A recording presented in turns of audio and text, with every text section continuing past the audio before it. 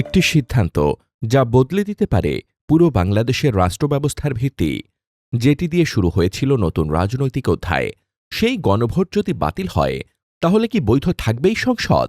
জুলাই অভ্যুত্থানের কথা উল্লেখ না করেই সরকার পক্ষ বলছে গণভোটের উদ্দেশ্য শেষ, এখন এটা নিয়ে আইন করার কোনো প্রয়োজন নেই।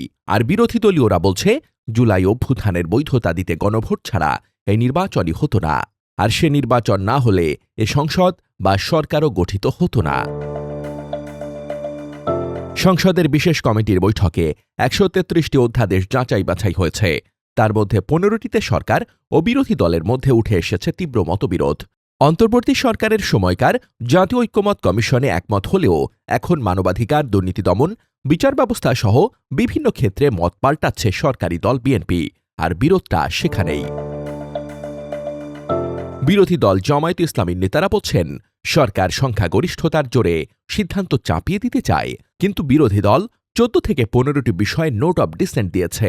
১৮ থেকে ২০টি বিষয় ওনারা এখানে উত্থাপন করেছেন, আমরা একমত হইনি। 2/3 মেজরিটির অহংকার আসলে কোনো জাতির জন্য ভালো কিছু বয়ে আনে নাই।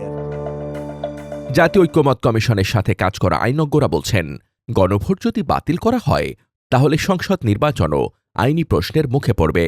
আইনজ্ঞদের মতে এ ধরনের একটি ভুল সিদ্ধান্ত পুরো রাষ্ট্রযন্ত্রকে ঠেলে দিতে পারে অনিশ্চয়তার দিকে।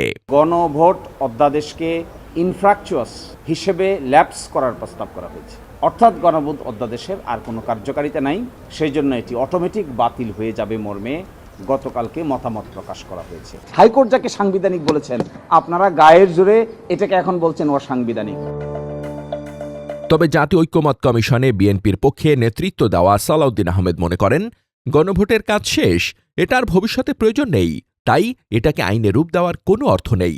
এই অর্ডিন্যান্স অনুসারে তো গণভোট অনুষ্ঠিত হয়ে গেছে, এইটাকে আবার অনুমোদন করে বিল আকারে নিয়ে এসে আইন বানানোর কোনো অর্থ নেই। একই দিনে হয়েছিল নির্বাচন এবং গণভোট, তাই একটিকে বাতিল করলে অন্যটি কি বৈধতা পাবে? সংবিধান, আইন আর রাজনীতি, এই তিনের সংঘর্ষে দাঁড়িয়ে আজ বাংলাদেশ।